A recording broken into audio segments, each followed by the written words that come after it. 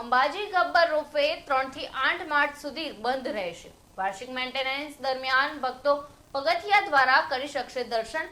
તો શક્તિપીઠ અંબાજી ખાતે આગામી 3 માર્ચ થી 8 માર્ચ 2025 સુધી ગબ્બર પર્વત પરનો રોપવે બંધ રહેશે। વાર્ષિક મેન્ટેનન્સ કામગીરીને કારણે આ નિર્ણય લેવામાં આવ્યો છે।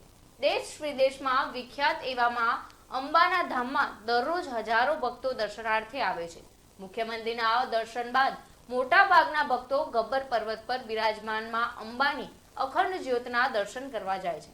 રોપવેનો વધુ ઉપયોગ થવાથી તેનો ઘસારો થાય છે। યાત્રિકોની સુરક્ષા અને સલામતીને ધ્યાનમાં રાખીને આ મેન્ટેનન્સ કામગીરી હાથ ધરવામાં આવી રહી છે।